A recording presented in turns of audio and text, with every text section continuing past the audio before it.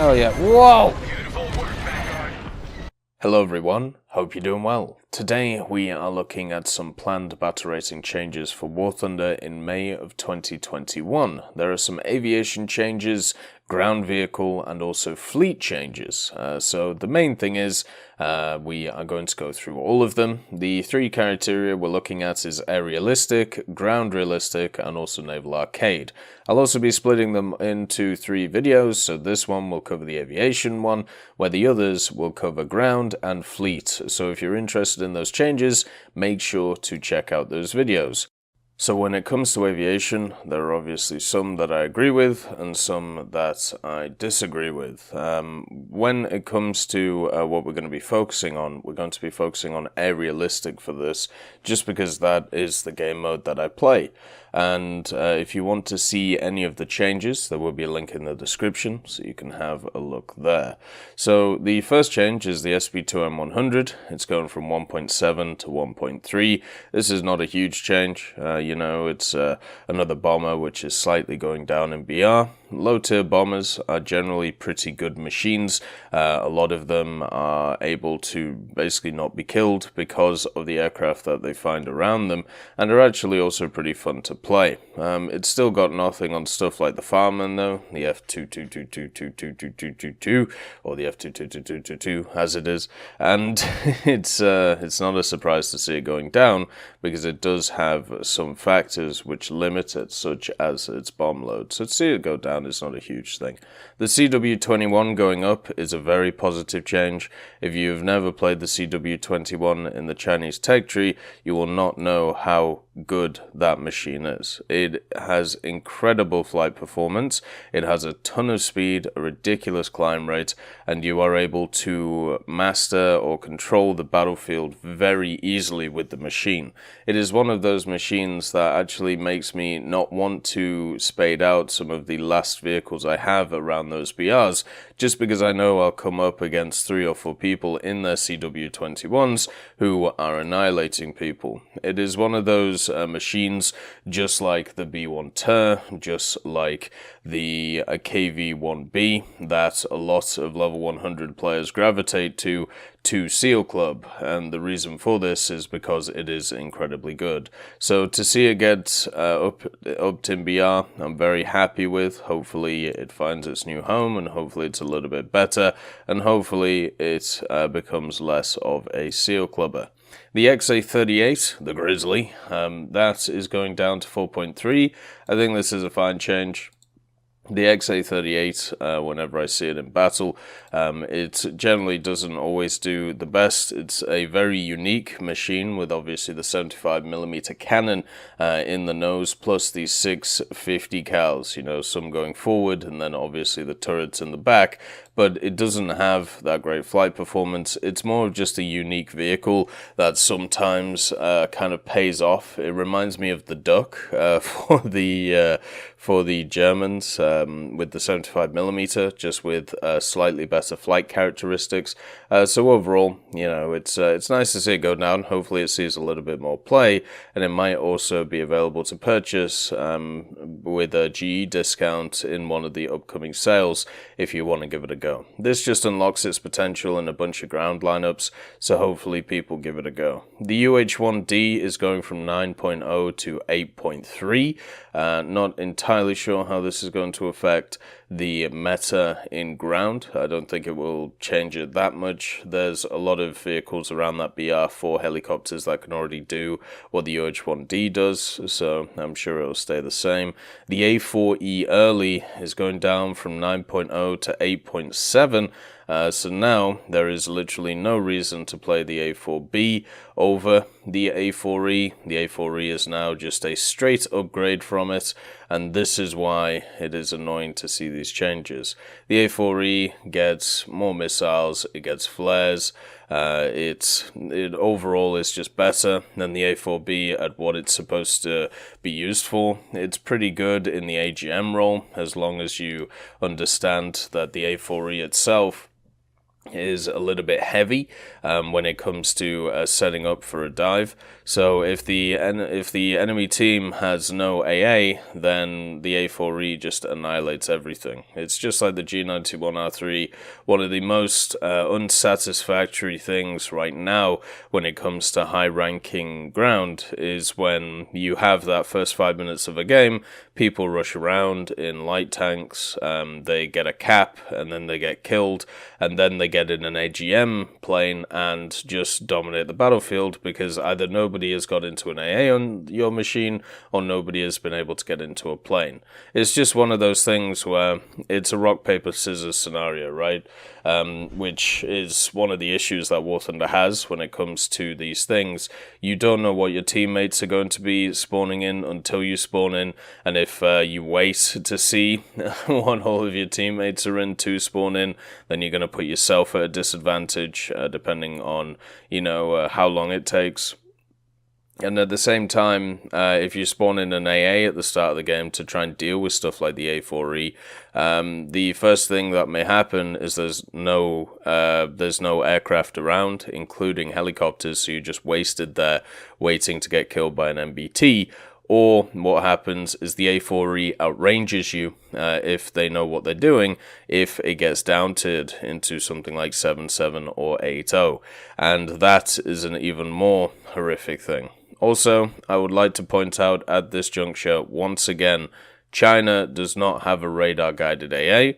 Hopefully, we see a radar-guided AA at some point for China. Otherwise, it's going to be very painful for the Chinese when some of these changes come through. Then also, the MiG-21 F-13, it's going down to 9.3 from 9.7. I understand the MiG-21 F-13 is a very capable aircraft at 9.7, and the reason it'll be going down right now is not because of its capabilities of its engine or its flight performance. It'll be going down in BR because of its armament.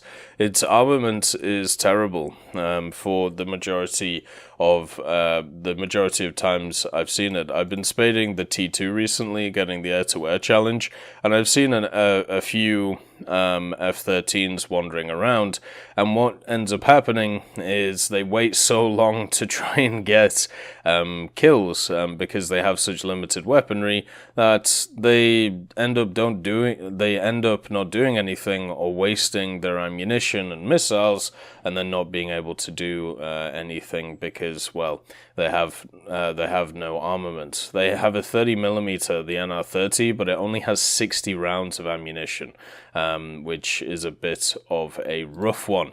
Also, at the same time, it does get air-to-air missiles, the R3Ss, but the R3Ss are really not very good. So it isn't a surprise to see it going down because of its armament.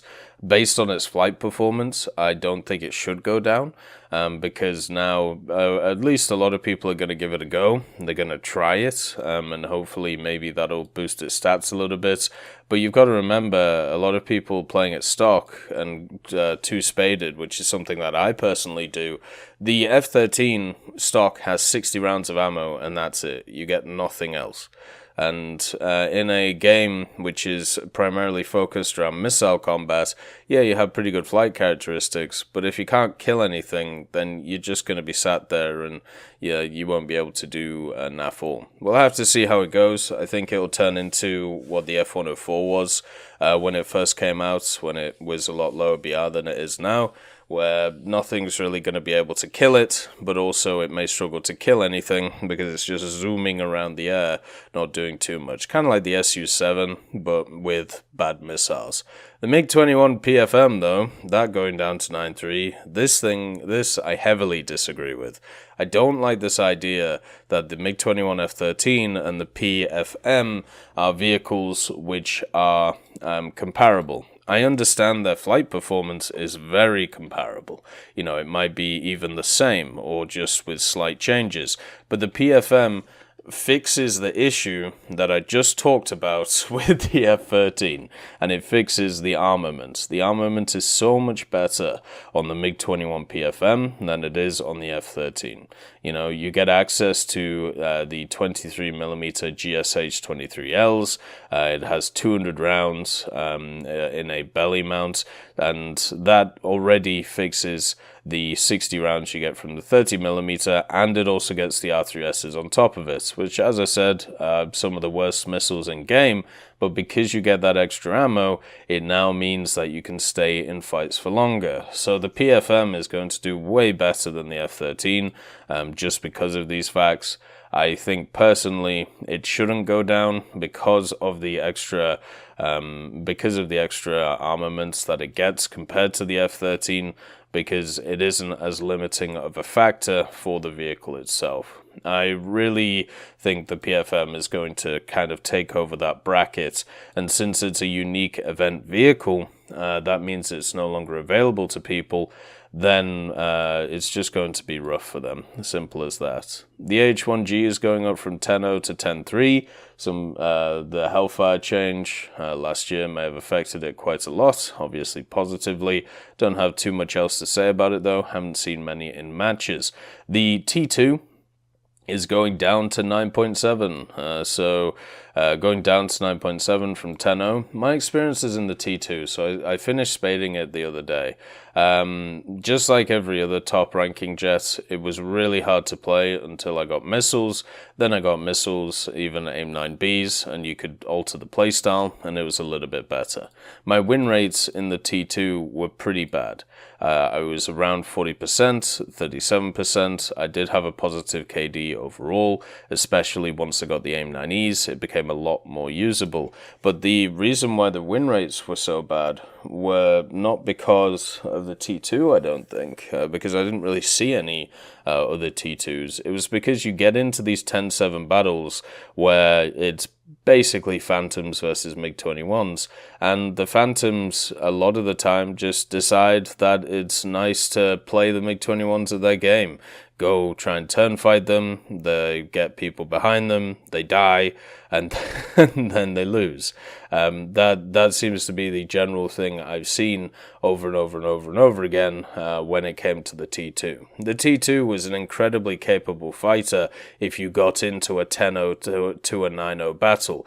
Even a 10-3 to a 9-3 battle, it was able to do a lot of stuff. But those 10-7s, especially stuff like the MiG-21 BIS, there is nothing you can do against a MiG-21 BIS in a T2. Even against stuff like the Phantoms, there is not a lot you can do in a T2 against them, because the T2, it does have good speed, which is really nice. It means that you can outrun a lot of missiles, especially if you're over Mach already. But the major issue with it is its turning is abysmal compared to a lot of other planes, and it doesn't have any countermeasures. You know, it doesn't have any flares or anything like that, and only has AIM-9Es as well, which are good missiles, but not as good as some stuff that other nations have. Overall, I'm glad the T2 goes down. If we have a look at a bunch of other vehicles, which are around 9.7 right now, I think the T2 is comparable. The MiG-19 is way more maneuverable than the T2. It's very hard to get away from one. Basically, now, if you compare it to the MiG-19, the T2 is faster, you know, at straight line speed or top speed, and the MiG-19 can now, you know, outmaneuver you. So now it's a case of skill instead of one just being higher than the other and getting dragged up into matches it doesn't deserve. Moving it to 9.7 just means that it also gets affected by quantitative matchmaking as well when it comes to the top rank. So now in 10.7, only 25% of each team will be 10.7, which is a big deal compared to the whole team being 10.7. The F-104J as well is going up to 10.7. This is probably because of the fact that it has some of the best missiles in the game. This is obviously the Japanese variant of the machine, so it must have been doing pretty well. And it obviously has the 20mm M61, the Vulcan. If you haven't used this gun, by the way, at high tiers, it is, in my opinion, one of the best high tier ones in the game. It feels really nice to use, and it's generally pretty good. The F104J gets access to 4 AIM-9Ps, and AIM-9Ps are incredibly good in War Thunder, and since the meta for War Thunder in general has been missiles at high ranks for a very long time, it's not a surprise to see a machine which has 4 of the best ones get to that 10.7 bracket. The F104J is already also very fast, which helps it quite a lot, and it means that repositioning against missiles is quite easy to do as long as you keep up your speed. Obviously, once you're done with those missiles, you are basically just a flying bullet, which means that getting the guns on target is not the easiest, and also now with the up BR as well, it does mean that the vehicle itself will be a little bit harder to spade, which is always a problem for machines like this. It does get access to AIM-9Bs and AIM-9Es though, so at least you have missiles through the spading process, which will help it, but I think overall this change is okay. So the majority of them I think are okay. The ones I think are questionable are the MiG-21 PFM and also the A4E early. But the A4E early one is also with the idea that the G91R3 should be put up, or they should limit the amount of AGMs which are on the vehicles. I think that is, they are very devastating in ground, not even in specific scenarios, just when people know how to use them, and they can and will take over the game if you let them. Though the changes, I think are fine. I don't have too many issues with them. I understand if there's a lot of contention for the MiG-21 F13 change, but at the same time, I would remind you to just remember the armament. It's really, really not good. I'd like to thank BRFC, Swollen Ostrich, Teddy, John Ryman, Universe A, Conte Baraka, Eugens Terry, Ambrosius McClellan, Daniel Stanton, Martinez, B. Young, Lafouche, Barine, and Samuel Schlick for supporting the channel.